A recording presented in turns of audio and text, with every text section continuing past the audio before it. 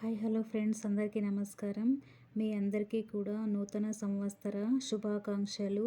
ఈ 2026 సంవత్సరం అందరికీ కూడా ప్రతి ఒక్క పనిలో కూడా ఎన్నెన్నో విజయాలనేవి ప్రతి ఒక్కరి జీవితంలో కూడా మంచి విజయాలనేవి సాధించాలని, ఏం పని చేసినా మీరు విజయాలతో గెలుపొందాలనేసి ఈ 2026 సంవత్సరము ప్రతి ఒక్క ఇంట బయట ఎక్కడైనా కానీ మీరు చేసేటువంటి పనిలో విజయాలనేవి సాధించాలి.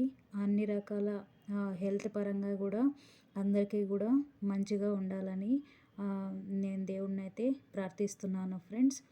ఇప్పుడైతే మనము మన తెలుగులో ఎంతమంది అయితే కవులు ఉన్నారో ప్రతి ఒక్క కవి గురించి నేను వీడియోలు అనేవి రోజు అప్డేట్ చేయాలని అనుకుంటున్నాను ఫ్రెండ్స్. ఈరోజైతే మనము మొదటిగా నన్నయ్య కవి గురించి మనం ఈరోజు తెలియచేయాలని వీడియో ద్వారా ముందుకు వచ్చేసాను. ఓకేనా ఫ్రెండ్స్, చూస్తున్న ప్రతి ఒక్కరికి మీకు చాలా చాలా కృతజ్ఞతలు. నా ఛానల్ని ఎంతో ఓపికగా చూస్తున్నారు, సబ్స్క్రైబ్ చేసుకుంటున్నారు, లైక్ చేస్తున్నారు, షేర్ చేస్తున్నారు. అదేవిధంగానే మీ అందరికీ కూడా చాలా చాలా ధన్యవాదాలు ఫ్రెండ్స్. ఓకేనా ఫ్రెండ్స్, ఈ సంవత్సరం అందరికీ కూడా ఎన్నెన్నో రకాలుగా హెల్త్ పరంగా కానీ మీకు మీరు చేసేటువంటి ఉద్యోగంలో కానీ అన్నిట్లో కూడా మంచి సక్సెస్ అనేది లభించాలి. ఓకేనా ఫ్రెండ్స్, మనము ఈరోజైతే మన నన్నయ్య కవి గారి గురించి మనము తెలుసుకుందాం. ఈరోజు 11వ శతాబ్దానికి చెందిన నన్నయ్య రాజరాజ నరేంద్రుని ఆస్థాన కవి. ఈయనకు ఆదికవి, వాగమ శాసనుడు అనే బిరుదులున్నాయి.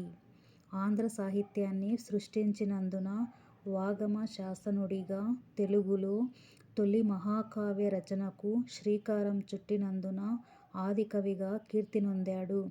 రామరాజ భూషణుడు ఈయనను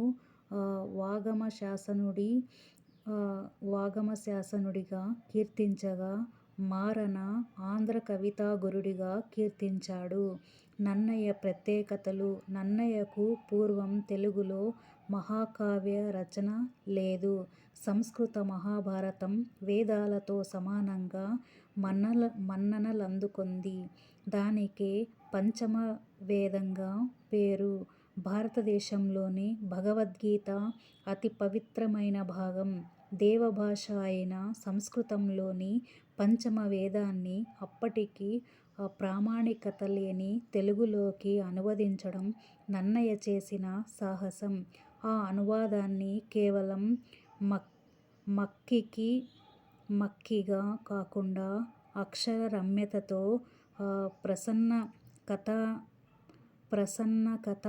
కవితార్థయుక్తితో వ్యాస మహాముని భావనలతో సరిపోయేట్టుగా రచించడం నన్నయ్య సాధించిన ఘనత.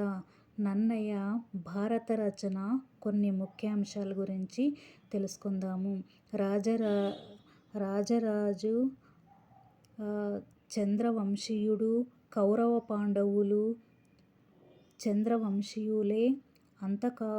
అంతేకాకుండా రాజరాజు కాలం నాటికి మహాభారత రచనను జైన కవులు తమకిష్టం వచ్చిన రీతిలో రాసుకున్నారు. తమ పూర్వీకులపై ఉండే అభిమానం వల్ల మహాభారతాన్ని వైదిక మతానుసారంగా రచించుకోవాలనే తపన వల్ల రాజరాజు నన్నయ్యను భారత రచనకు పురికొల్పాడు. జైన కవులు తీరు మారుచేసినందువల్లే వాటిని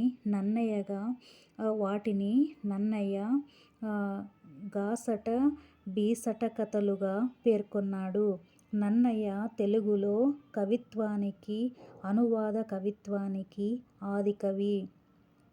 నన్నయ్య అవతారిక పీఠిక రచనను తెలుగులో ప్రవేశపెట్టారు. దీనిని తానే రాసినా, ఇంకెవరో తన గురించి రాసినట్టుగా ప్రథమ పురుషలో రాశాడు.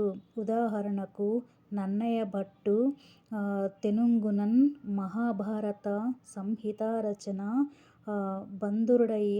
బంధురుడయ్యో జగద్దీతంబుగన్ జగద్దీతంబుగన్ బంధురుడయ్యో జగద్దీతంబుగన్. మహాభారత యుద్ధంలో కృష్ణుడు అర్జునునికి సహాయపడినట్టుగానే నన్నయ మహాభారత రచనకు నారాయణ భట్టు సహకరించాడు. ఓకేనా ఫ్రెండ్స్, మనం ఈరోజైతే నన్నయ కవి గారి గురించి తెలుసుకున్నాం కదా.